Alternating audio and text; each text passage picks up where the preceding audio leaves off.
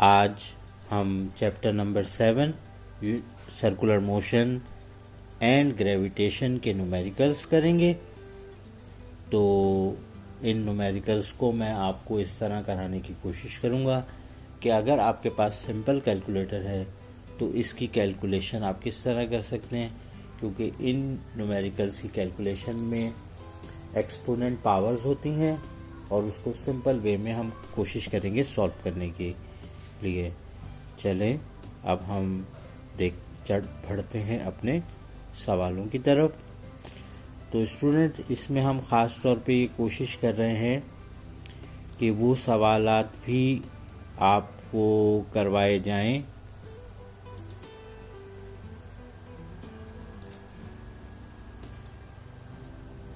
हम आपको वो सवालात भी करवाएं जो एग्जाम्पल्स में होते हैं।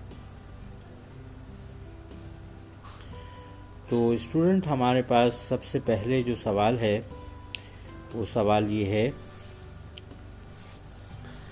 Example number 1 7.1 the moon revolves around the earth. हमें मालूम है और हम जानते हैं, जो हमारी आजकल की साइंस की मालूमात के मुताबिक, चाँद जो है वो ज़मीन के गिर्द घूमता है इन एन ऑर्बिट, एक दायरे में, एक ऑर्बिट में, दैट इज़ अप्रॉक्सीमेटली सर्कुलर। वो कह रहा है कि वो तकरीबन सर्कल में होता है, लेकिन एक्चुअली वो सर्कल में नहीं होता, वो ओवल कंडीशन में होता है। And a mean of radius, और अगर हम उसका मीन रेडियस मालूम करें, यानी मीन रेडियस का मतलब है एक्चुअल रेडियस नहीं है, वो मीन रेडियस मालूम करें। डिफरेंट जगहों पे उसका जो दायरा होता है वो बड़ा होता है, कुछ जगहों पे उसका कम होता है। तो मीन रेडियस उन्होंने बताया कि 3.84, ये मल्टीप्लाई नहीं पढ़ते, इसको पढ़ते हैं इस टू 10 पावर 8 मीटर। इसके बाद वो ये कहता है कि स्पीड ऑफ मून, यानी मून की रफ्तार, इज़ 1022 मीटर पर सेकेंड। जो मून की रफ्तार है वो है 1200 मीटर पर सेकेंड जो है वो चल रहा होता है। अब वो कहता है what is the centripetal acceleration of the moon. तो चलें स्टूडेंट, सबसे पहले हम इसका डेटा बनाएंगे। हम आपको अब वाज़े तौर पर ये क्वेश्चन नज़र आ रहा होगा। अब इन सवालों को सॉल्व करने के लिए हम सबसे पहले डेटा बनाते हैं।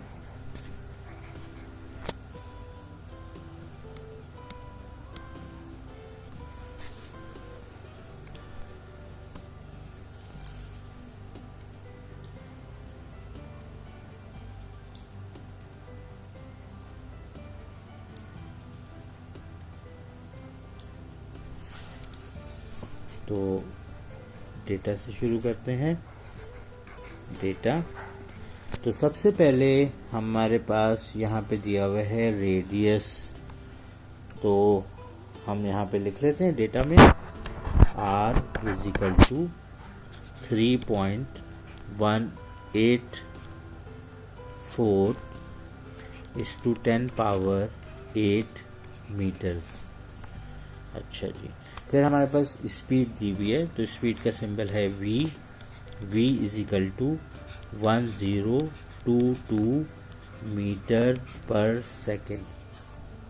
और हमें मालूम करना है एक्सेलरेशन, सेंटीपिटल एक्सेलरेशन, उसका सिंबल होता है ac, हमें मालूम करना है। तो स्टूडेंट, ये हमने अपना डेटा कंप्लीट कर लिया। अब हम आगे चलते हैं फॉर्मूले की तरफ। मुझे उम्मीद है आप तमाम स्टूडेंट्स ने जो है वो अच्छी तरह से फॉर्मूले याद कर लिए होंगे। तो मैं फॉर्मूला लिख रहा हूँ, फॉर्मूला, और इस फॉर्मूले को हम, तो फॉर्मूला में लिख रहा हूँ AC इज इक्वल टू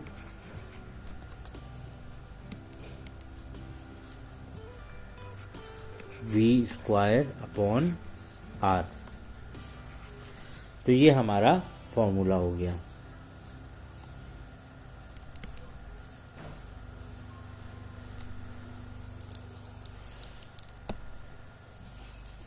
अब हम फॉर्मूले के अंदर वैल्यूज़ को पुट करेंगे। देखते हैं कैसे पुट करते हैं। AC is equal to B square लिखना है, तो ये है 3.84 एक्सपो यानी x8 और इसके ऊपर स्क्वायर का निशान आ जाएगा क्योंकि स्क्वायर है और रेडियस है हमारे पास। सॉरी ये हमने गलत कर दिया। दोबारा हम सॉल्व करते हैं इसको। हमारी वेलोसिटी थी 1022 और हमारे पास, और इसका स्क्वायर हम निकालेंगे और इसके बाद हम इसका रेडियस जो है हमारे पास है 3.84 मल्टीप्लाई बाय 10⁸8। तो स्टूडेंट्स सिंपल कैलकुलेटर की मदद से हम इसको सॉल्व करेंगे। तो सबसे पहले हम 1022 का स्क्वायर मालूम कर लेंगे। तो वो वैल्यू हमारे पास इस तरह से आएगी 104484। तो ये वैल्यू हमारे पास आ गई। अब हम क्या करेंगे कि 3.84 जो हमारे पास वैल्यू है इसको तो नीचे लिखा रहने देंगे और ये जो एक्सपोनेंट की पावर नीचे है इसको ऊपर ले जाएंगे, तो इसकी पावर क्या हो जाएगी, चेंज हो जाएगी, -8 हो जाएगी। अब हम क्या करेंगे, इस वैल्यू को सिंपल कैलकुलेटर से डिवाइड कर सकते हैं आप सब बच्चे। तो अगर हम डिवाइड करें, डिवाइड बाय 3.84, तो हमारा आंसर जो है वो अब ये आ रहा है 2720001.04 इस टू 10 पावर -8। अब स्टूडेंट हम क्या करेंगे, हम ऐसा करेंगे कि ये जो पॉइंट से पहले 10027 है, इस वैल्यू को रिड्यूस करने की हम कोशिश करेंगे। तो हम इसको रिड्यूस करने की कोशिश करते हैं। तो पहले हम इस वैल्यू को एक्सपोनेंट की पावर में शिफ्ट करेंगे। तो यहाँ पे ये पॉइंट है, अब ये point 1 digit, second, third, fourth, fifth digit आगे चला जाएगा। तो हम लिखेंगे 2.7200104 और क्योंकि ये तो 2 पॉइंट हो गया, तो अब कितने पॉइंट आगे गया, 5।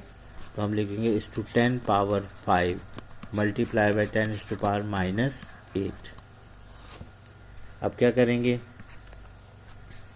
2.27200104 इस टू 10 पावर 5 -8। बेसिस सेम होती तो पावर ऐड होती है।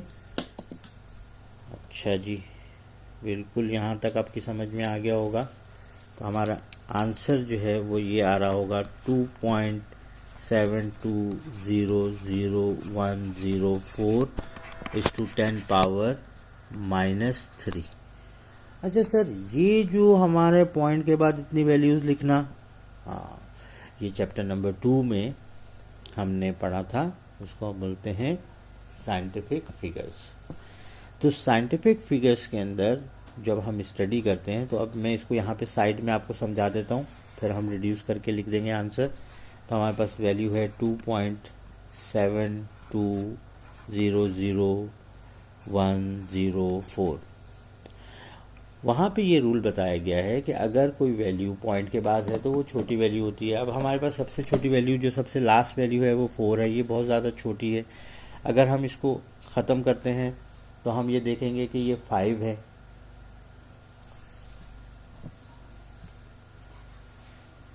ये क्या है, 5 है। अगर ये 5 नहीं है, ये 4 है, तो इसको हम ख़त्म कर देंगे और कोई नंबर को आगे नहीं बढ़ाएंगे। तो हम इसको लिख देते हैं 2.7200010। अब ये वैल्यू भी 5 से छोटी है, इसको भी हम ख़त्म कर देते, तो हम लिखेंगे 2.72001। अब ये वैल्यू 5 से छोटी है, अगर 5 होती तो हम 1 ऐड करते, तो हम क्या करेंगे, इसको भी निगलेक्ट कर देंगे, तो ये आ जाएगा 2.7200। अब ये 0 तो 5 से छोटे हैं, तो इसको ख़त्म कर देते हैं, तो आ जाता है 2.72। अब ये 2 जो है वो 5 से छोटा है, तो आगे नंबर नहीं बढ़ेगा, तो 2.72। तो हमारा आंसर आएगा 2.72 × 10⁻³ मीटर पर सेकेंड स्क्वायर, जो एक्सेलरेशन का यूनिट है। तो स्टूडेंट, मुझे उम्मीद है कि ये सवाल आपको हमने विदाउट सिंपल कैलकुलेशन के तौर पे समझाया है, और इसमें साइंटिफिक नोटेशन को रिड्यूस करने का तरीका भी बताया गया है। तो मुझे उम्मीद है कि ये सवाल आप लोगों को समझ में आया होगा, और हम इसके मज़ीद सवालात भी कर रहे हैं।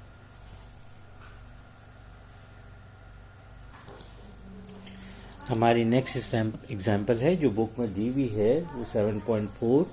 अ car of a mass 1500 kg moving in a circular track of radius 20 metre at a constant speed 20 metre पर second, find the centripetal force required for this purpose.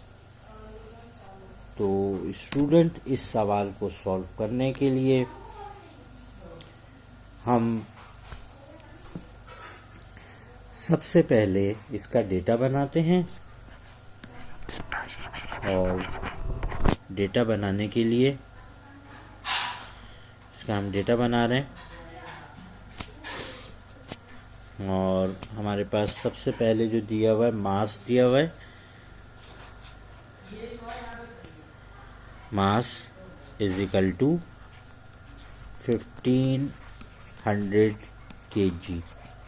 तो मास हमारे पास केजी में दिया हुआ है, एसआई यूनिट में दिया हुआ है, इसको चेंज करने की कोई ज़रूरत नहीं है। और हमारे पास स्पीड दी हुई है, वो दी हुई है 20 मीटर पर सेकेंड, और जो रेडियस दिया हुआ है वो दिया हुआ है 20 मीटर। तो आए स्टूडेंट, हम इसका फॉर्मूला देखते हैं, और पहले हमें इसमें मालूम क्या करना है, हमें इसमें मालूम करना है सेंट्रीपिटल फोर्स।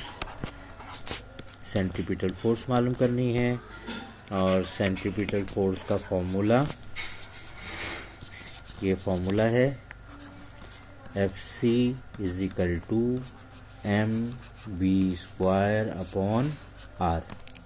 ये सेंट्रीपिटल का फॉर्मूला है। अब हम इन वैल्यूज़ को इसमें पुट कर देंगे। तो हमारे पास m है 1500, तो 1500, और v कितना है 20, तो हम 20 का स्क्वायर और डिवाइड बाय 20। अब ऊपर आ गया 1500, सही है जनाब। फिर हमारे पास लिखा 20 का स्क्वायर, का मतलब है 20 मल्टीप्लाई बाय 20 और डिवाइड बाय 20। तो ये 20 और ये 20 कैंसिल हो गया, और हम 15 को अगर मल्टीप्लाई करते हैं, सिंपल कैलकुलेटर से आप कर सकते हैं, तो आपका आंसर क्या आ जाएगा, 300 न्यूटन।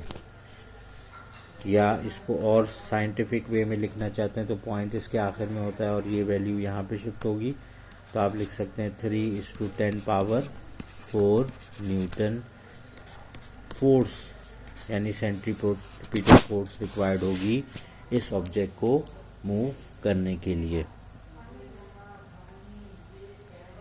मुझे उम्मीद है कि ये चीज़ आपको समझ में आ रही होगी। हमारी नेक्स्ट एग्जांपल है 7.5। बहुत ही मालूमाती सवाल है ये, और मैं इसको आपको डायग्राम के हिसाब से भी समझाने की कोशिश करूँगा। तो the mass of planet Jupiter is 1.9:10 power 27 kg and the sun is 2:10 power 30 kg if the average distance between them is 7.8:10 power 11 meter.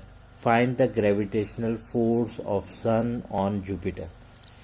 तो स्टूडेंट, इस सवाल को सॉल्व करने के लिए मैं आपको डायग्राम का सहारा लेता हूँ ताकि आपको थोड़ा सा वजाहत हो सके कि हम क्या बात कर रहे हैं। तो सबसे पहले हम सन बना लेते हैं। ये हमारा हो गया सन, सही है। हाँ, ये हमारा सन हो गया और ये हो गया हमारा जुपिटर। ये हमारा हो गया जुपिटर। अब हमारे पास जो दोनों के मासेस हैं, यानी इसका मास है मास ऑफ सन, सही है, वो है 2:10 पावर 30 kg, सही है जनाब।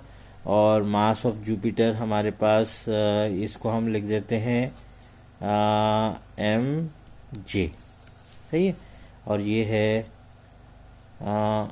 इसको हम बाहर लिख देते हैं, यहाँ पे लिख देते हैं 1.9:10 पावर 27 kg। ये हमारा जुपिटर है और ये सन है। अब जो दोनों के दरम्यान में डिस्टेंस है वो है, इन दोनों के दरम्यान में जो डिस्टेंस है, यहाँ से इसके रेडियस से लेकर इसके रेडियस तक जो डिस्टेंस है,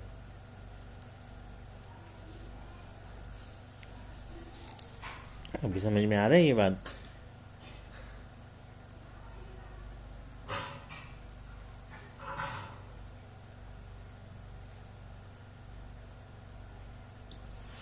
इसको हम अनडू कर देते हैं, ये लाइन को। और ये जो डिस्टेंस हमारे पास इनके रेडियस के दरमियान में जो मौजूद है,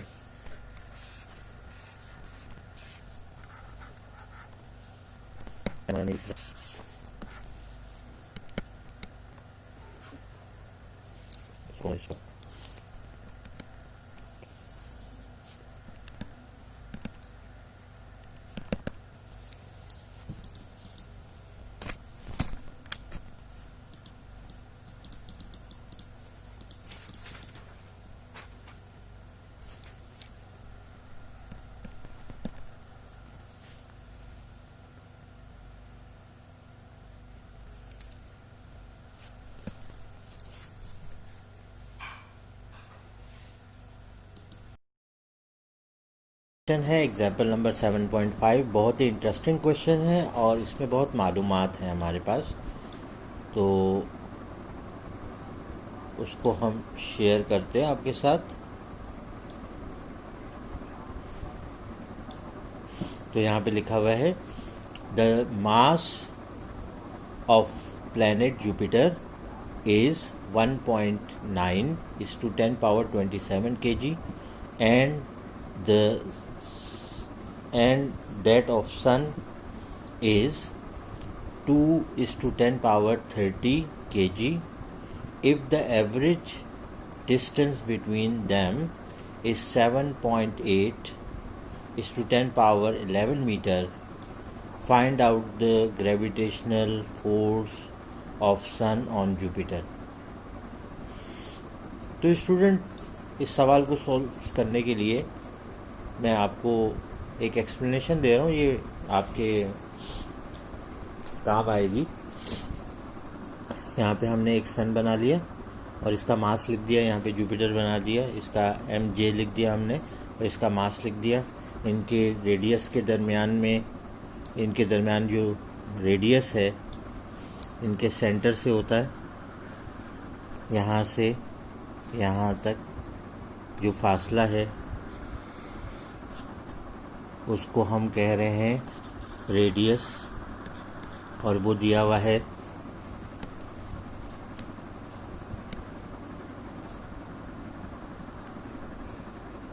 वो रेडियस दिया हुआ है 7.8/10⁻11 मीटर।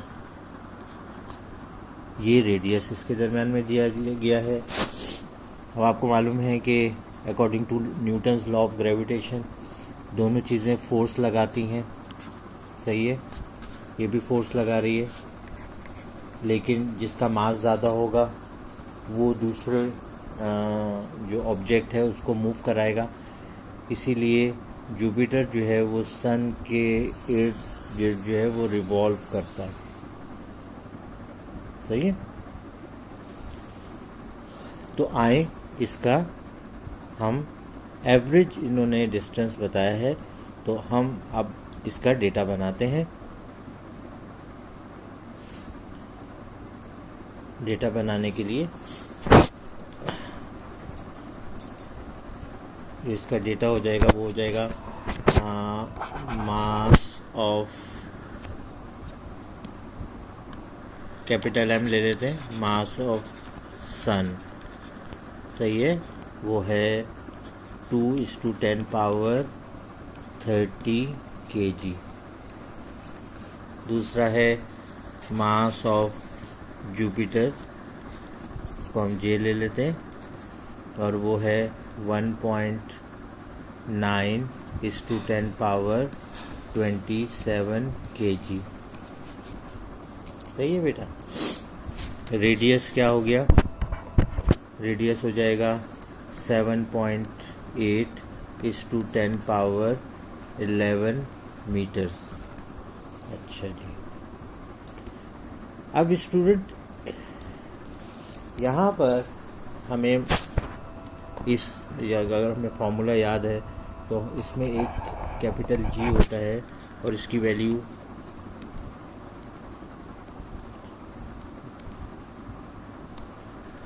एक हमारे पास कैपिटल जी होता है, इसकी वैल्यू होती है 6.67/10⁻11 newton metre square upon kg square. तो ये आपको याद रखनी चाहिए, ये कांस्टेंट वैल्यू है, और हमें यहाँ पे f मालूम करना है जो सन जो है इस पे लगा रहा है।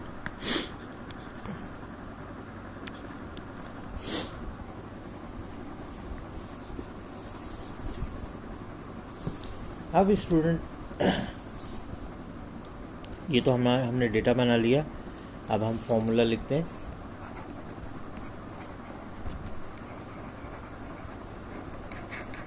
फॉर्मूला है F = capital G M/S/M/J upon R square.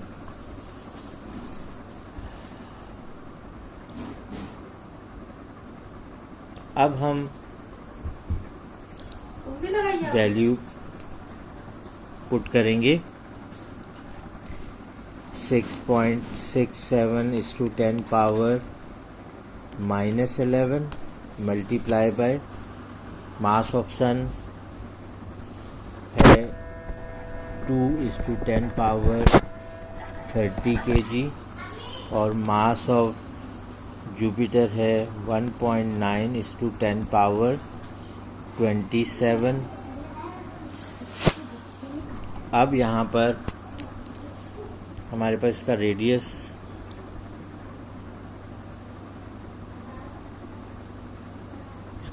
है हमारे पास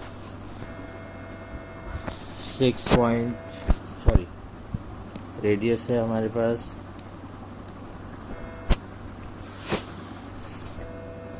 7.8/10⁻11। अब इसका स्क्वायर करना पड़ेगा हमें। तो स्टूडेंट इसको हम without calculator, scientific calculator solve करेंगे ताकि आप लोगों को कैलकुलेशन आसानी से समझ आ सके। तो मैं थोड़ा सा बड़ा कर रहा हूँ इसको, ताकि हम कैलकुलेशन को इजीली सॉल्व करें और समझ सकें स्टेप बाय स्टेप। तो स्टूडेंट सबसे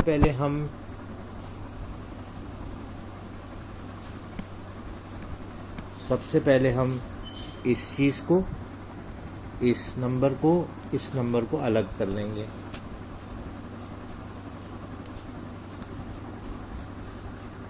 तो हमारे पास 6.67 मल्टीप्लाई बाय 2 मल्टीप्लाई बाय 1.9, और पावर वाली वैल्यू को हम बाद में लिखेंगे।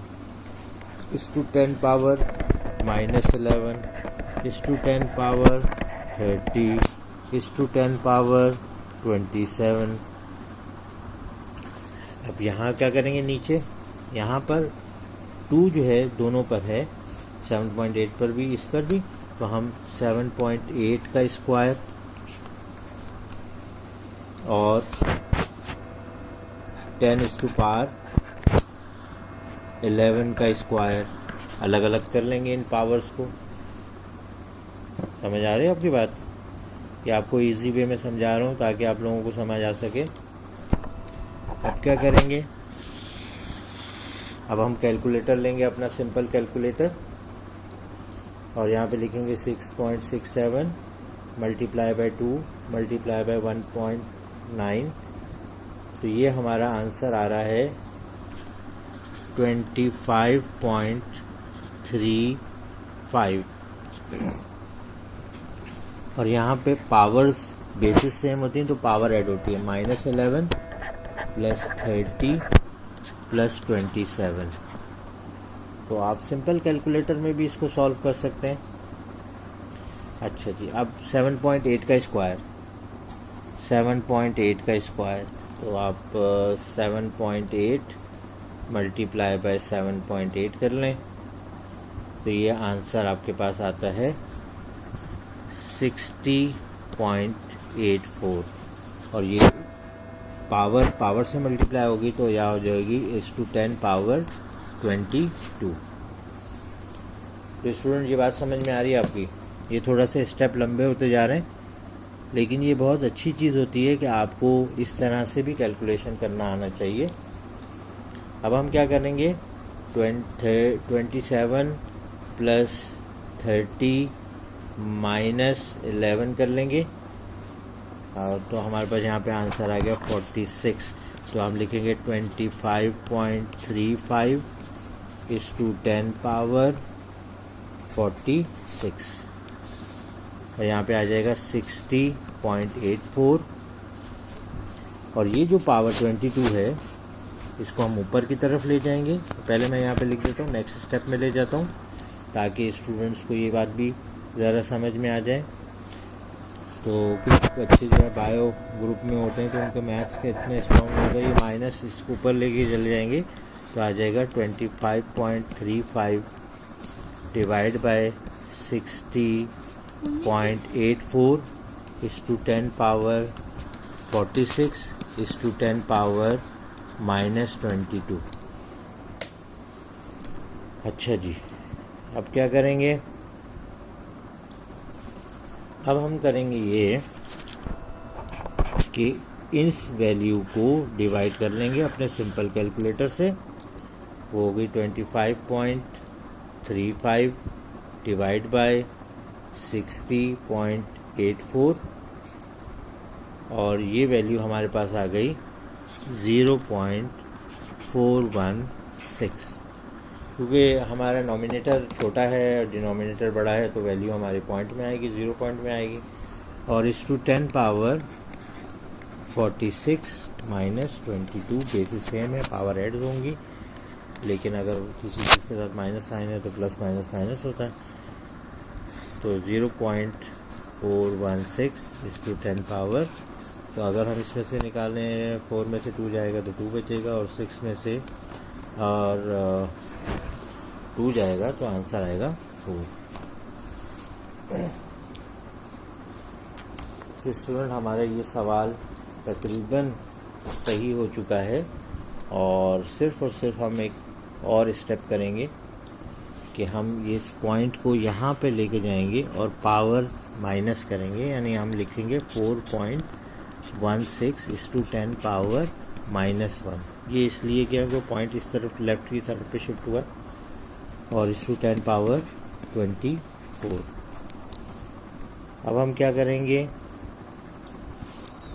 अब जो है हमारा आंसर आएगा 4.16:10 पावर 23। इस पावर माइनस हो जाएगी और न्यूटन। ये हमारा आंसर आ गया।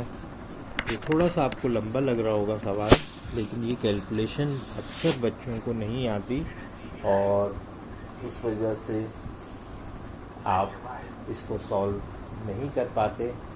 तो ये मैंने वो तरीकाकार बताया है, अगर आप थोड़ी सी प्रैक्टिस करेंगे तो आप इस सवाल में बहुत अच्छे हो जाएंगे। अब मैं आपको इसका पूरा व्यू दिखाने की कोशिश करता हूँ इस सवाल का, ताकि आपको समझ में आ सके। ये मैं पूरा व्यू दिखा रहा हूँ आप लोगों को।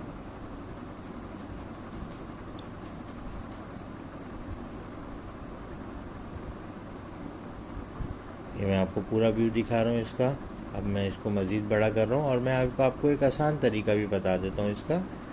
जब आप ये वैल्यूज़ पुट कर देते हैं और अगर आपके पास साइंटिफिक कैलकुलेटर है तो आप ये स्टेप करने की आपको ज़रूरत नहीं है। आप डायरेक्ट जो है आंसर इस जगह से, जहाँ पे मैं अपना कर्सर मूव कर रहा हूँ, इस जगह पर आप साइंटिफिक कैलकुलेटर अगर आपके पास मौजूद है तो अपनी पावर्स आप पुट करके आपका इसका डायरेक्ट आंसर भी निकाल सकते हैं। मुझे उम्मीद है कि आपको ये एफ़र्ट जो है वो समझ में आ रही होंगी। हमारी जो एफ़र्ट हम कर रहे हैं आपको ये समझ में आ रही होंगी। तो ये था हमारा कंप्लीट सवाल। अब हम जो प्रॉब्लम्स हैं उनको सॉल्व करेंगे।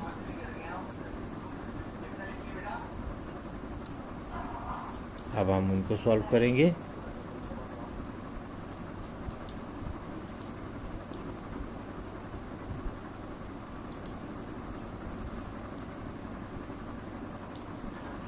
ये हमारा सवाल कंप्लीट हो गया है। अब मुझे उम्मीद है कि आप लोगों को ये समझ में बेहतर तौर पे आया होगा। हमारा क्वेश्चन है प्रॉब्लम का 7.1, कह रहे हैं at what speed must an object travel in a circle of radius 2 metre. 2 metre का रेडियस है, to experience of a centripetal acceleration of 9.8 metre पर सेकेंड स्क्वायर। कि अगर एक बॉडी जो है वो सर्कल में मूव करना चाह रही है और वो जो सर्कल है, ये जो हमारे पास सर्कल है वो है, उसका रेडियस हमारे पास 2 मीटर है और हम ये कह रहे हैं कि इसके अंदर जो सेंट्रीपिटल एक्सेलरेशन पैदा होता है यानी AC, इसकी डायरेक्शन जो है, और अगर वो चाहता है कि 9.8 मीटर पर सेकंड स्क्वायर का उसको सेंट्रीपिटल एक्सेलरेशन मिले तो उसकी रफ्तार क्या होगी, उसकी वेलोसिटी हमें मालूम करनी है। तो डेटा बनाते हैं इसके लिए।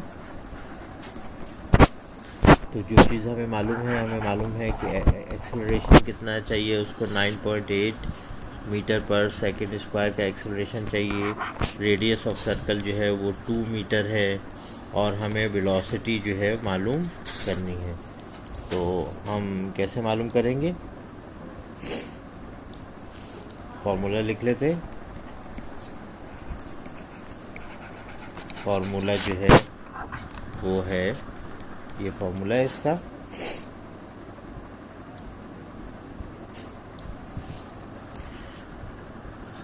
AC = V²/R। तो वैल्यूज़ हम पुट कर देते हैं। AC हमारे पास है 9.8 और V² हमें मालूम करना है, यानी V मालूम करना है, और रेडियस है हमारे पास 2 मीटर। तो ये 2 इस तरफ चला जाएगा तो मल्टीप्लाई हो जाएगा।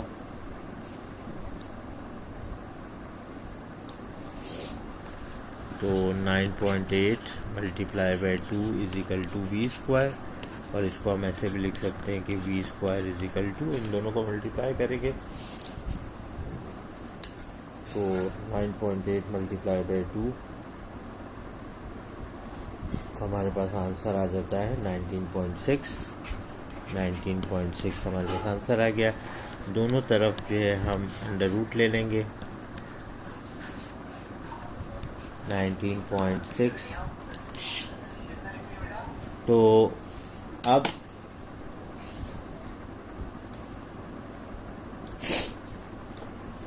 अंडर रूट निकाल लेते हैं। अंडर रूट 19.6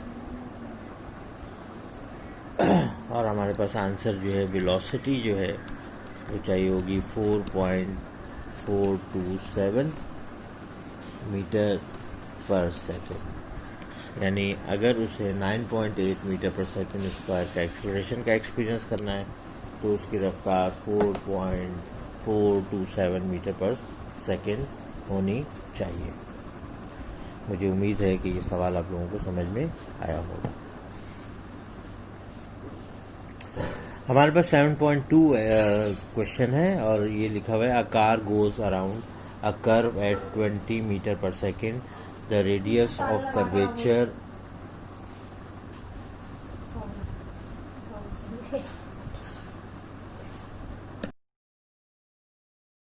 है 7.2 a car goes around a curve at 20 meter per second. The radius of curvature is 50 meter. Calculate the centripetal acceleration. तो इसका डेटा हम बनाते हैं। जैसा कि डेटा में यहाँ पे लिखा हुआ है 20 मीटर पर सेकेंड, तो ये वेलोसिटी है 20 मीटर पर सेकेंड और रेडियस ऑफ कर्वेचर यहाँ पे दिया हुआ है 50 मीटर, यानी आर जो है वो 50 मीटर। सही है। और हमें एक्सेलरेशन कैलकुलेट करना है, यानी AC हमें कैलकुलेट करना है। तो इसके लिए हम क्या करेंगे, यहाँ पे एक लाइन लगा लेते हैं। यहाँ पे मैं लिख रहा हूँ फार्मूला और ये है AC इजिकल टू V²/R। तो AC V² हमारे पास 20 का स्क्वायर और यहाँ पे आ गया 50। 20 का स्क्वायर होता है 400 डिवाइड बाई 50। तो हम इसको कैलकुलेट करेंगे 400 डिवाइड बाई 50। तो हमारे पास AC जो है वो कितना आ जाएगा 8 मीटर पर सेकेंड स्क्वायर। हमेशा याद रखा है कि न्यूमेरिकल्स में यूनिट्स बहुत इंपॉर्टेंट होते हैं और वहाँ पे आपको पर्टिकुलर यूनिट्स लगाना ज़रूरी होते हैं। मुझे उम्मीद है कि ये बात आपको समझ में आ रही होगी।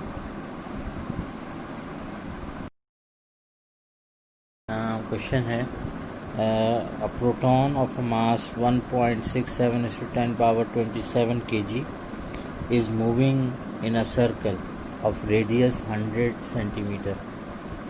An electron magnet applies a force of 1:10⁻⁻12 Newton directed towards the center of circle. What is the velocity of proton? तो इसके लिए हम डेटा बना लेते हैं। तो डेटा हम बना रहे हैं, तो जो चीज़ें हमें बताएं हैं, हमें यहाँ पे मास पता है, तो हम लिख देंगे मास इजिकल टू 1.67 × 10⁻⁻27 kg।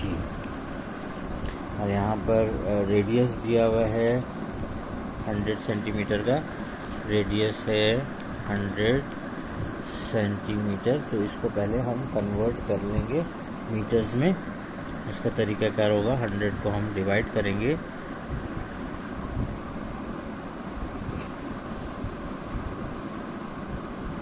1 मीटर में 100 सेंटीमीटर होते हैं, तो इसको हम 100 से डिवाइड करेंगे तो हमारे पास आंसर आ जाएगा 1 मीटर। इसके बाद यहाँ पे फोर्स दी हुई है, ये सेंट्रीपिटल फोर्स है कि towards the centre of circle है, तो इसको हम सेंट्रीपिटल फोर्स बोलते हैं। 1:10⁻⁻12 न्यूटन। और हमें क्या मालूम करना है, हमें मालूम करना है वेलोसिटी ऑफ प्रोटॉन। तो ये हमें मालूम करना है। इस सवाल को सॉल्व करने के लिए हम एक लाइन यहाँ पे लगा रहे हैं।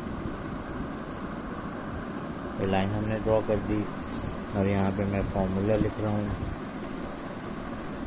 फॉर्मूला, और ये फॉर्मूला है FC = mv²/r। तो F ये हमारे पास वैल्यू है 1/10⁻⁻12, m की वैल्यू है 1.67 मल्टीप्लाई बाई v²। r जो है हमारे पास 1 है। अब 1 से डिवाइड होगा तो आंसर कुछ नहीं होगा, ये चीज़ यहाँ पे नीचे आ जाएगी तो हो जाएगी 1/10⁻⁻12 डिवाइडेड बाई 1.67 और यहाँ पे आ जाएगा v²। मज़ीद सॉल्व करने के लिए हम पेज को ड्रैग डाउन कर रहे हैं। अब यहाँ पर ये वैल्यू जो मैं सर्कल करूँगा रेड से, ये मैं रेड से सर्कल कर रहा हूँ, आप इसको डिवाइड करेंगे कैलकुलेटर से। तो अगर हम डिवाइड करते हैं 1 को डिवाइड करते हैं 1.67 से, तो आंसर हमारे पास आता है, ये आंसर आ रहा है 0.598 पावर, ये वैल्यू ऊपर चली जाएगी, -12 10⁻, ये कितना आ जाएगा 27, प्लस का साइन चेंज हो जाता है, ये आ गया हमारे पास v²। तो v² हमारे पास हम इस तरफ लिख लेंगे 0.598 पावर, बेसिस में पावर ऐड होंगी, -12 प्लस 27, तो 27 - 12 आंसर आ गया 15, यानी v²